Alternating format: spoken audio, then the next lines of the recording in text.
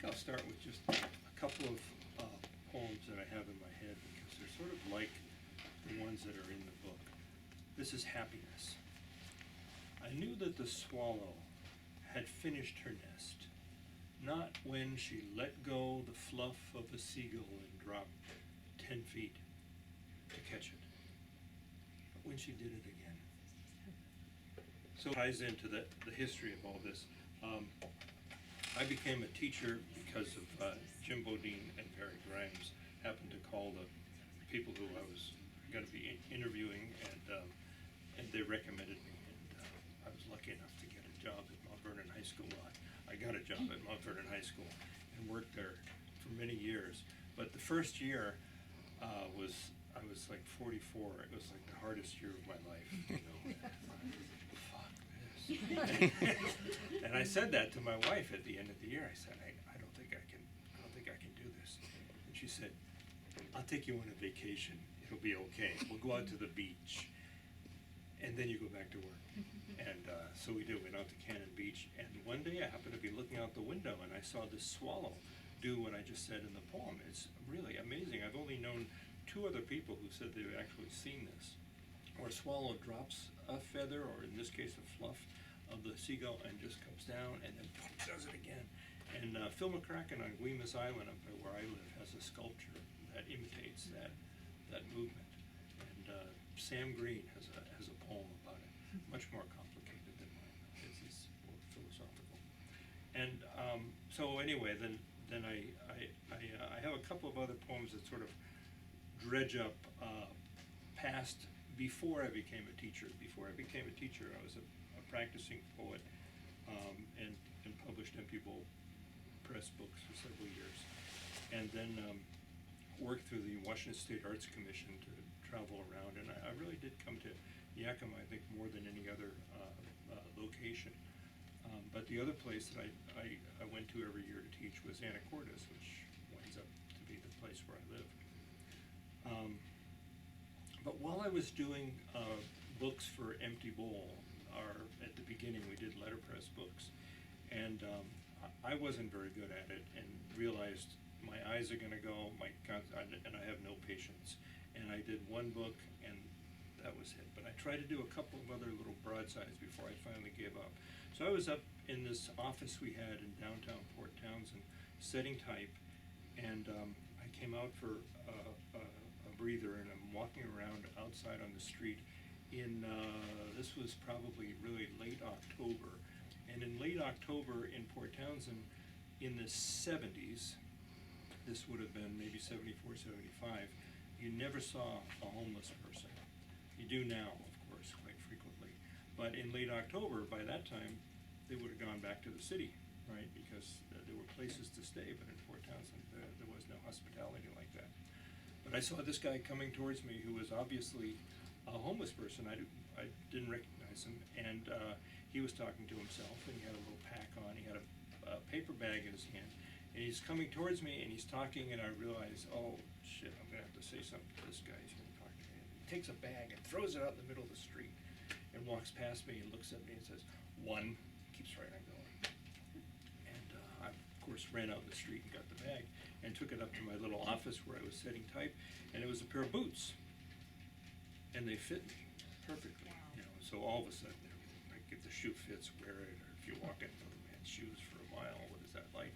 And I went back to setting type, and I started to set one letter at a time of this poem called Song 49. The wolves are in the street again, pacing, sniffing the exhaust in the air, sniffing the flowers and mailboxes. A pup cries somewhere downtown. The heels begin to learn new ways to wear thin. It's hard to know where to sleep, what to eat, what that was he was going to say, going by, one, and so on. No one starving is free. And I was never happy with that last line in 1976, and I kept changing it and changing it and changing it, and last year it got published for the first time.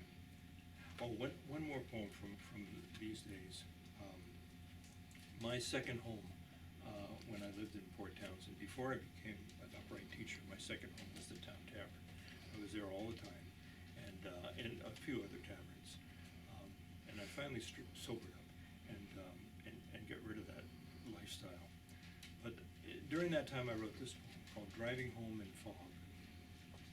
Home, the tavern, coast, and these half-spilled bottles on the truck floor dancing. Anywhere the home.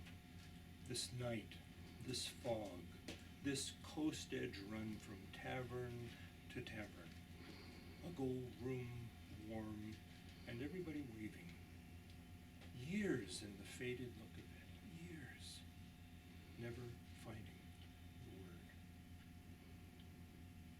This night a home, a fog drunks make lucid, tired, towing the cars of all the nations. I pass a mare and a colt loose in the road.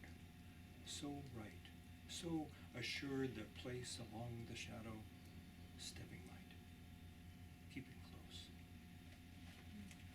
And that's the extent of what I have in my memory as far as poetry goes. So that one we published letterpress. The first letterpress book we did was called Dalmoma, and it was a very slim pamphlet that took forever. I did it with my friend Bob Blair, and Bob Blair and I were tree planters for the winter before we spent a summer printing that book. And he had a letterpress, and we were sort of trapped in this tent for the entire winter as the rain poured down. We get up early in the morning, go plant trees, and we come back to the tent, and we start thinking about poetry and what can we do. And I said, I'd like to publish a little magazine that's somewhat like Poetry Magazine or Poetry Northwest Magazine. But I had no idea that it would take so long and be so labor intensive that after you finish this one little pamphlet, you'd really never want to do another one. It took like months and months and months. And we got it finished, and it was a very nice thing.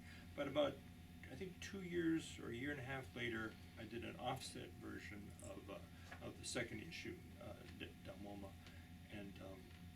and that poem, Driving Home in Fog, was my contribution to it. So this book, well, it's different from other books I've done. I guess what I would like to say is there's another manuscript that I've been working on for years while I was teaching and since I retired. And you know the feeling that you have when you write a poem and you really think, oh, that's it, I nailed it that time. It's a work of art. It's fine, and then you go back and you tweak it so and you keep on working. And it has that sense, a poem like that has that sense of really working in the art, of really having created something, and you got to express yourself, whatever that emotion was. So I have this other manuscript that I've been working on, and I finally got it finished. And I realized when I had it finished, I had nothing else to do, and I had this notebook, or several notebooks, filled with all these tiny little scribbles that I had been doing for years that were mostly observations looking out my window. And when I started to put them together, I started to realize I have a kind of a manuscript here. And what I came up with, what I recognized, is that sense of how precious these poems were in the other manuscript is not necessarily the way to judge whether something is good or not, is a finished book. Because these poems are not, for me, they're not the poems that I'm particularly attached to, and yet they make what I think of as a really good book. And mostly it's because they are simple observations. And so for the most part, they were exercises that were doing that while I worked on these so-called precious manuscripts. But the less precious poems, I think, are pretty good. So the first one is a long series of more than 20 of these little observation poems. And I'm just going to read a few from the title poem, Of a Feather. And it starts with where I live, looking out at Burroughs Bay. White rollers on Burroughs Bay, wind in the hemlocks, coyotes scat on the lawn.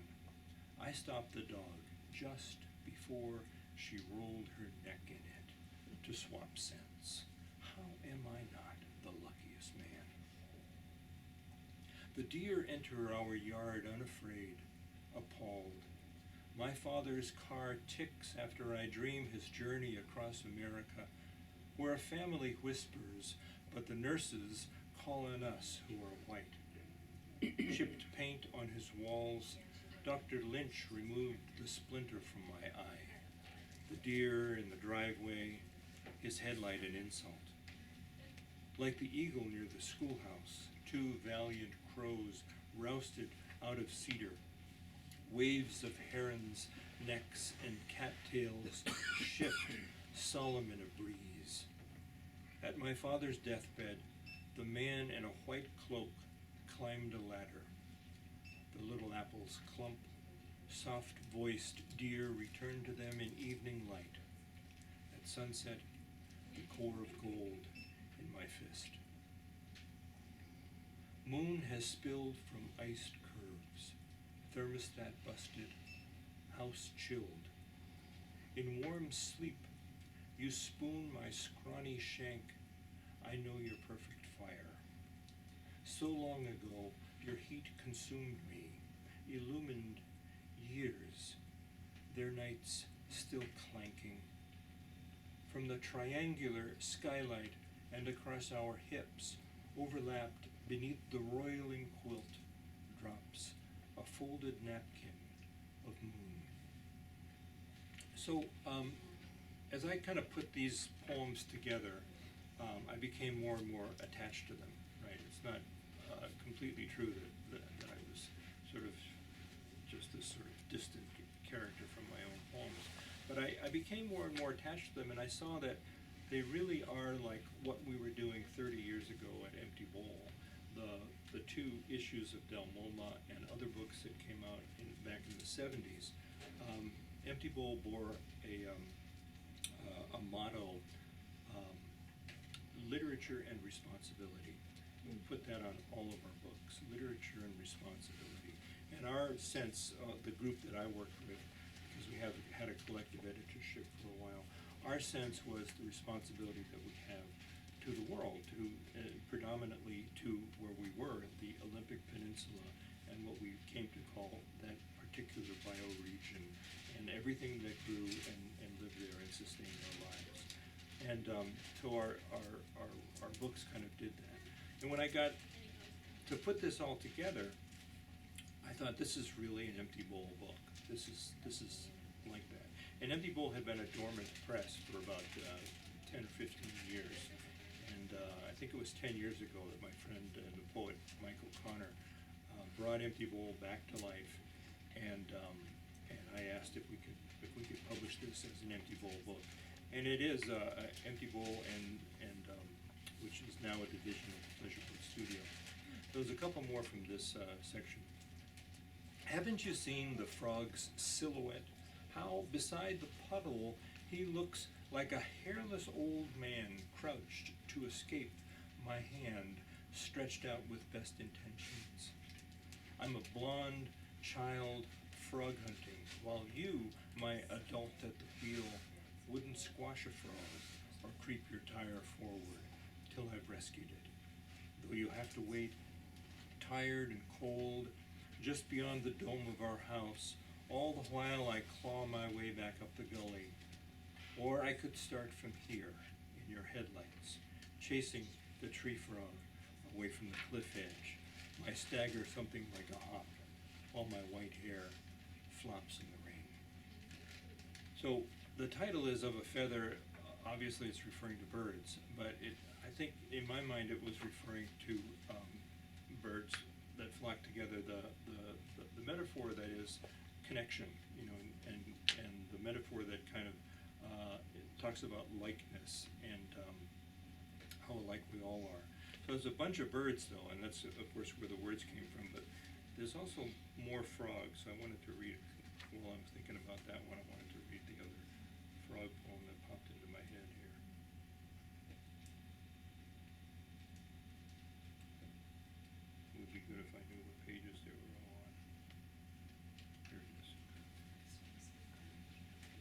Elephant ears I slip under. Skunk cabbage. Do you have skunk cabbage here? On that here. Maybe not as much rain for it. Elephant ears I slip under. Skunk cabbage. The stream noisy as it drops into mud, and I breathe through a reed. I am Commando, Captain Bullfrog, pulling my way through watery cabbage roots to where is that croaking, and I come up beside huge, bright, yellow balls, green phallus, scent that lifted tail of a skunk, blossoms in wild leaves, ears who love this music frogs perform. I could drift for acres in this gold swamp. Its light swims heaven's sump, and only frogs to celebrate.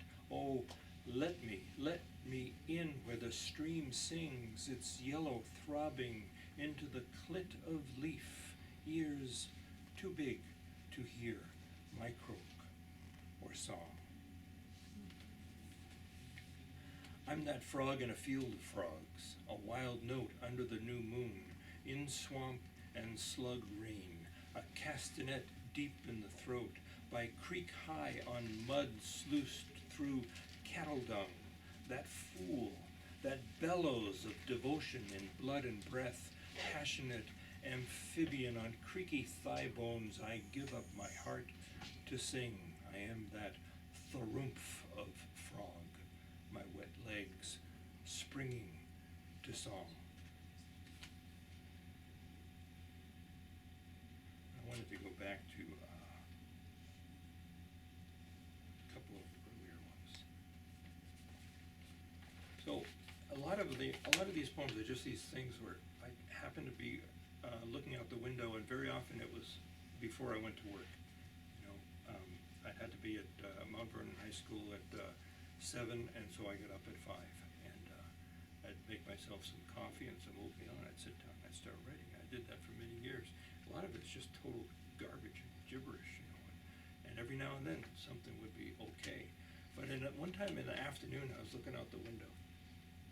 The bee caught in rhododendron tightens as it twirls in the strands of a spider's web, until its soft form goes limp and quits its kicking. Then a brother bee zings under branches, snips the snare, and both tear away from purple blossoms. It's like, I just happen to be looking at that moment. Or this is another one I'm looking at out the same window. The afternoon with paired, ruby-throated hummingbirds. 2 robins. One sails in, one away, a tag team. A stream of worms yanked alive from uncut buttercups into 3 gape-mouthed hatchlings. The gold Persian chattering at the windowsill. Now we're all worn out. Michael, read that one with the guy eating the oatmeal. Sometime. Yeah. That's in the next section. Actually, there's 2 oatmeal poems, and why did I think about oatmeal earlier? Doug Johnson? Yeah. He used that poem as a suggestion for an exercise, and he's asking questions about what kind of oatmeal is it? Well, it's steel cut, of course. It's Irish. And I know that poem is in here somewhere.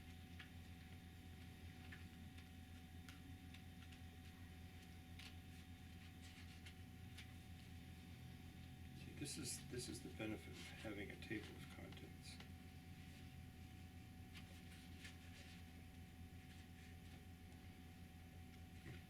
Sorry, I can't remember.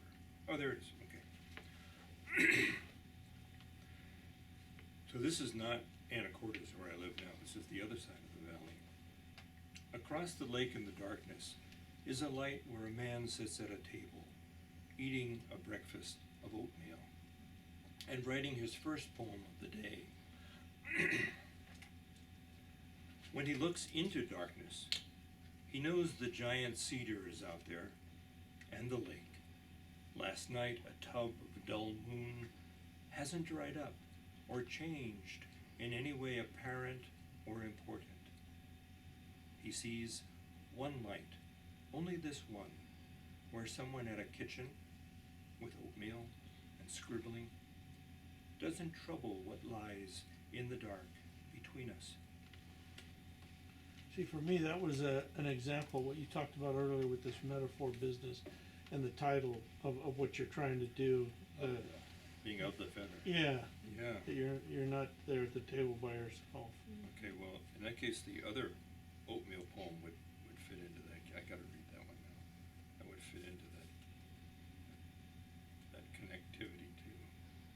Alarmed, you know this one, at a hair in my oatmeal, not mine, by its luster, I spare myself disgust such intimacy causes as a princess so pure and washed comes to mind when I, blind to fearless microorganism, wolf my porridge. Steel cut oatmeal tomorrow with soy sauce. My wife doesn't understand how I can eat it with soy sauce. Here's probably the oldest poem in this book, and this was in that first Dalmoma letterpress edition that came out in 1976. Finding a way into gray glow leads down dawn. Crow carries a rose to the ground. First motors and the old ways darken in the palm. The moon, a small foot, steps into snow.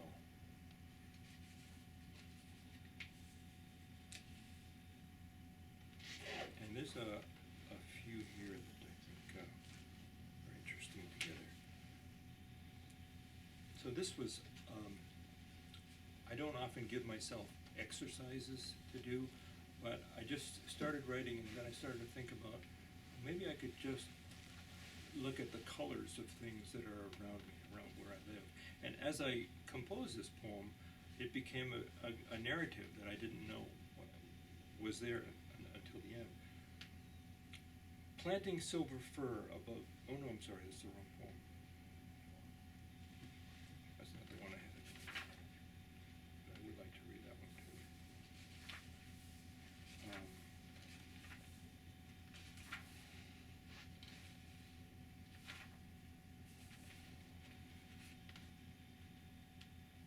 Send another thing. What's Dalmoma mean? It's a Pit River Indian term, a name of a place where that tribe used, in Northern California, where that tribe used to go to dig roots. And it comes from a song that was in a Indians in Overalls by Jaime Dangulo. And I came across it in the early 70s.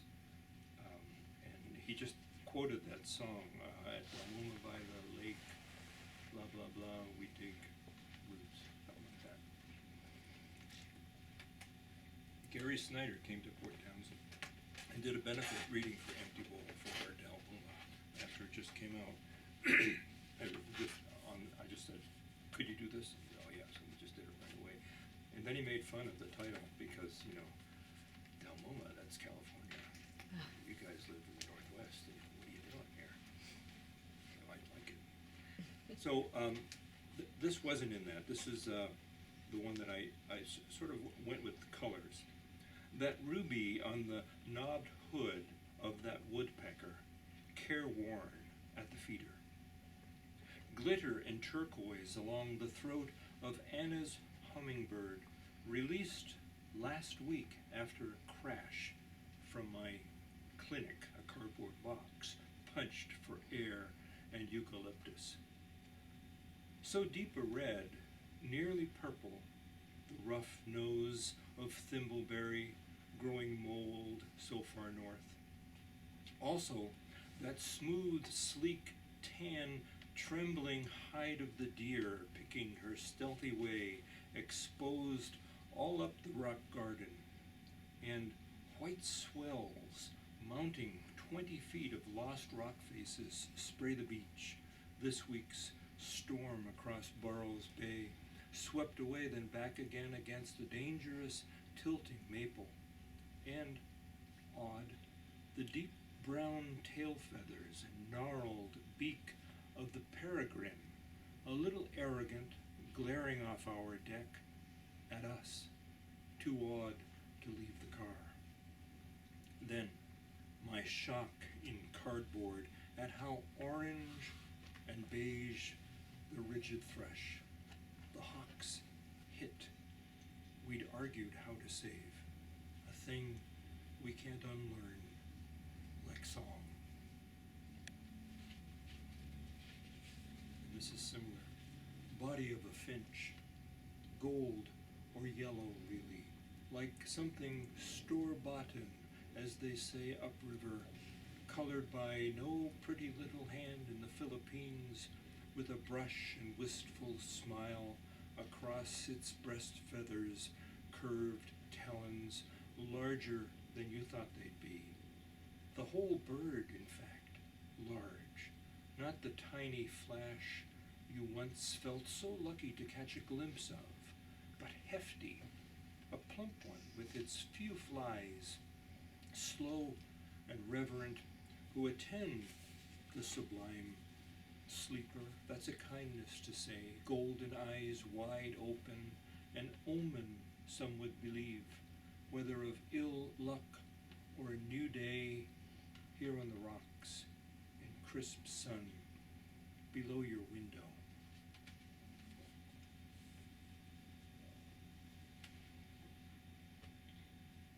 So I wrote, or I excerpted things from notebooks, from various notebooks, and took a guess at a lot of the dates, and I called it fall notebook.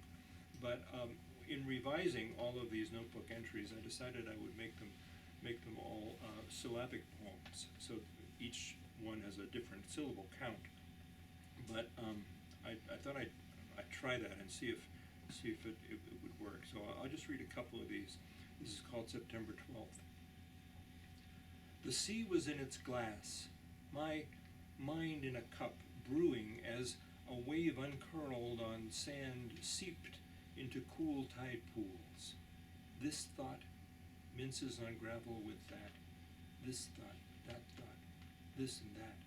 A dot dot, Dadaist itch for the sea. The sea comes back, drenched in love. A thing I wish I'd said to warn the county.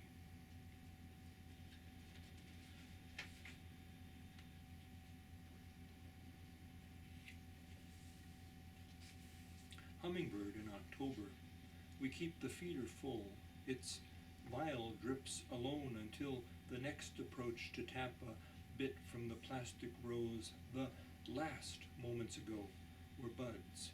Now they're disappointments, it seems to me, who could refill my soul with sugar and feed this lit, trembling lingerer.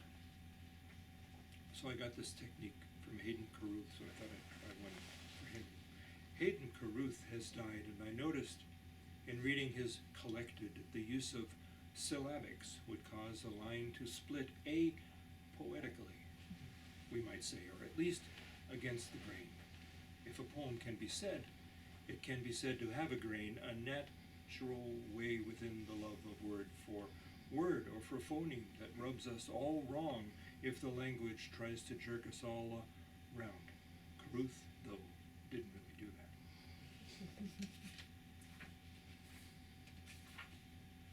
And the last one of these, November 22nd, 23rd.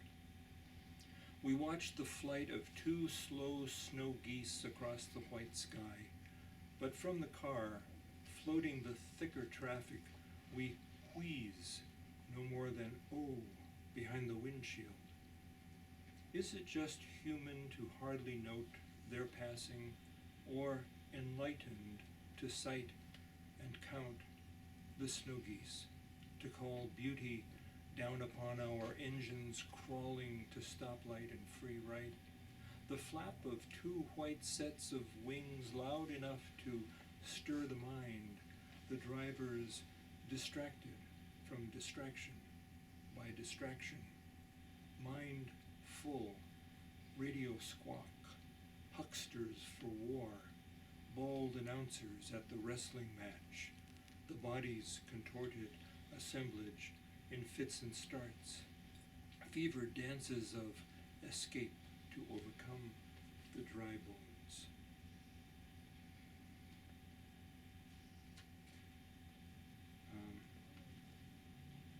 There was one other I wanted to read from this book, and then I thought I'd read a few recent ones and call it good. I can't find it now. It's a poem about writing poetry, which I always think is, you should never do that. You know, there's something I read a long time ago. When an art begins to feed on itself, it's reached a point of no return or something like that. And it's probably a good sign that I can't find it.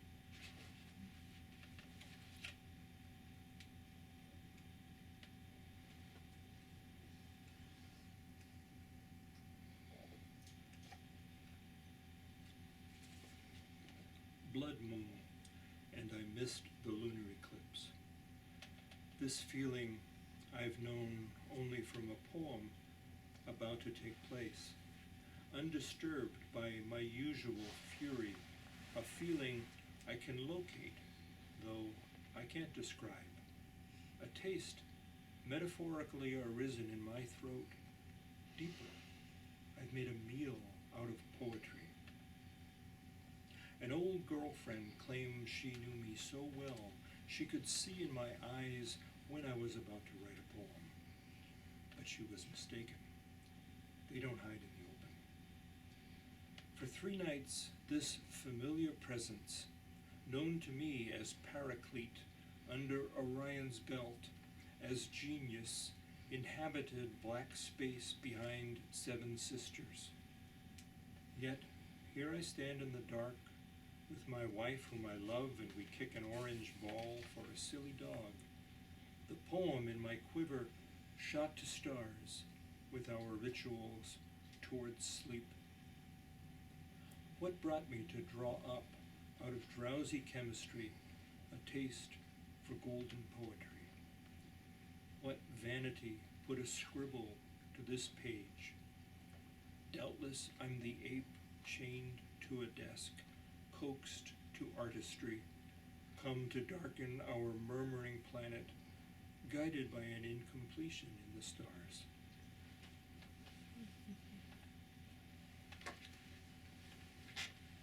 So, I brought a few that kind of represent the old Skagit, and I thought I'd end with those.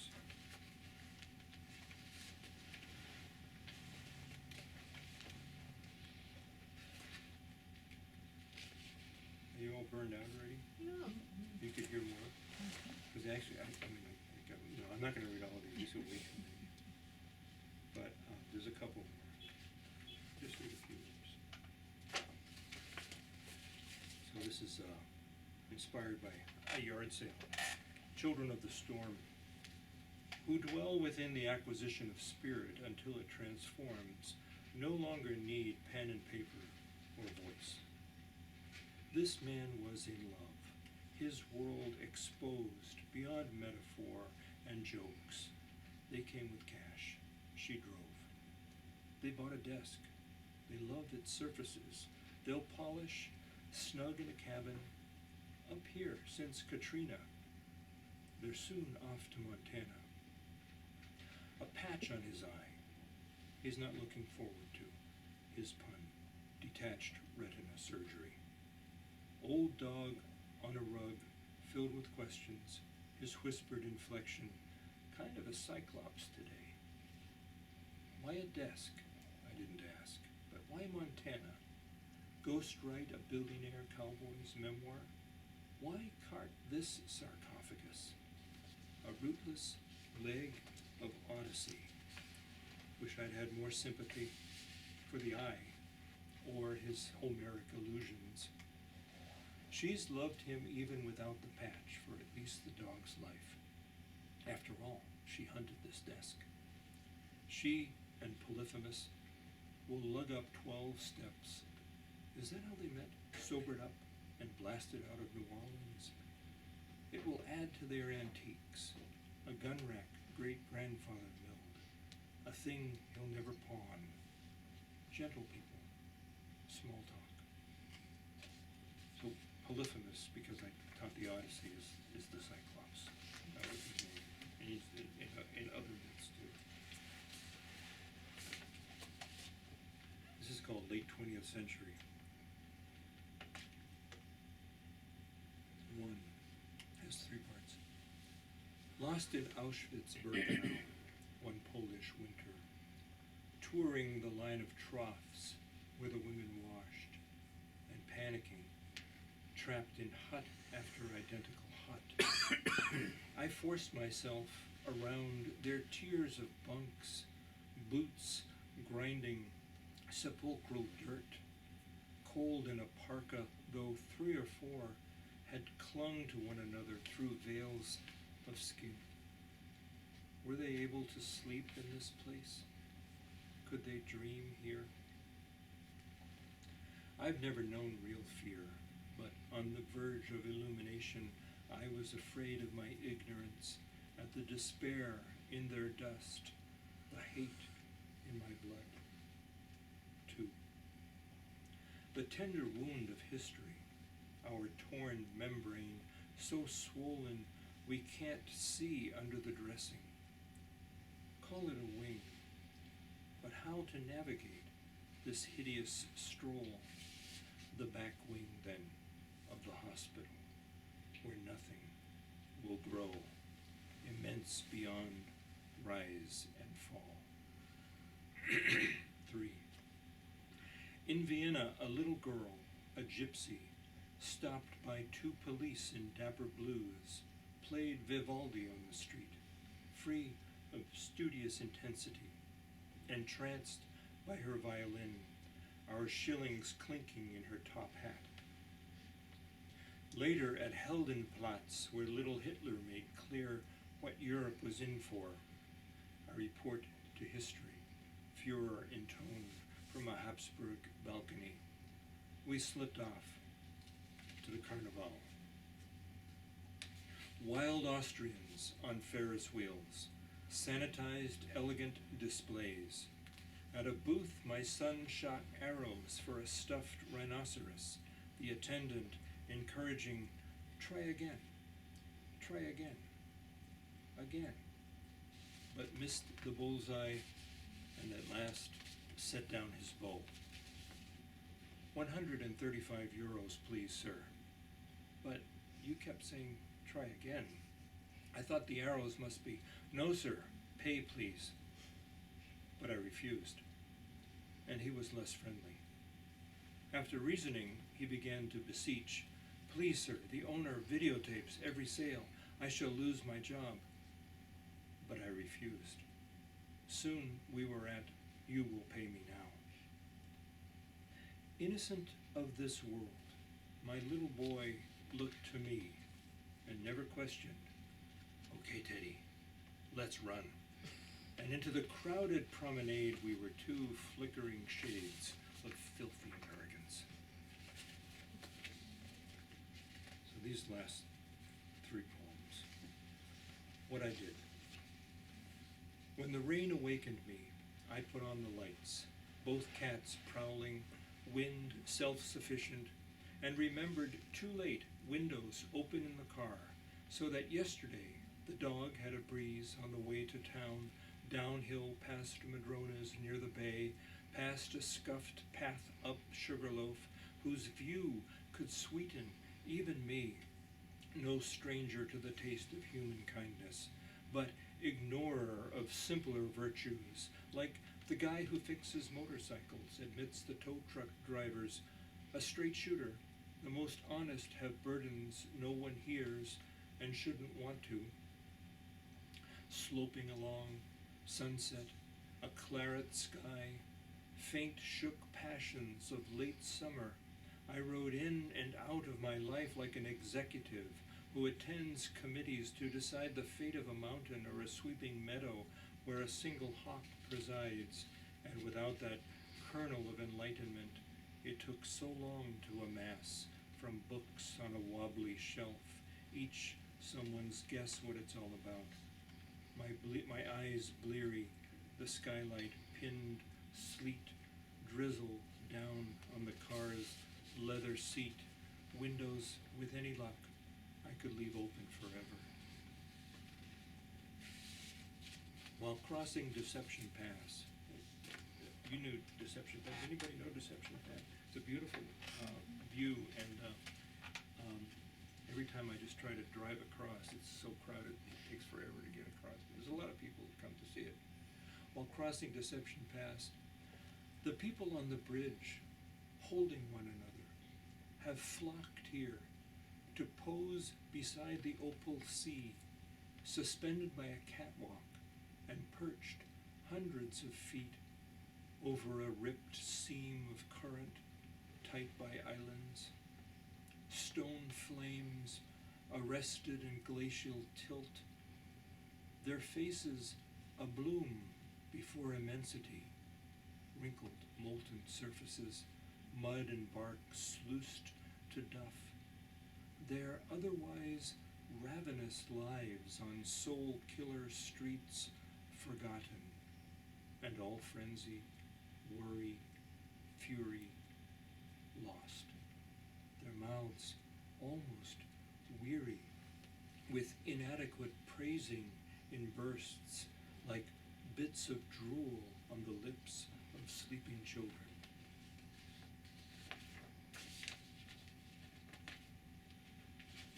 And this last one is Cowfield Mist Dusk. My painting will have no surface. You will enter it through light. Yet the sheet of color seems still at the moment refracted sun twirls both cloud mass and the petals, dapple accidents on crabapples, wet black trunks. Light enters richly, cow green fields, a lake rises to meet. There is no distance. Sundown finches wash our street in the song for rain. In these shades there's no tomorrow, but we let it fall on us uncreated. I have had a canvas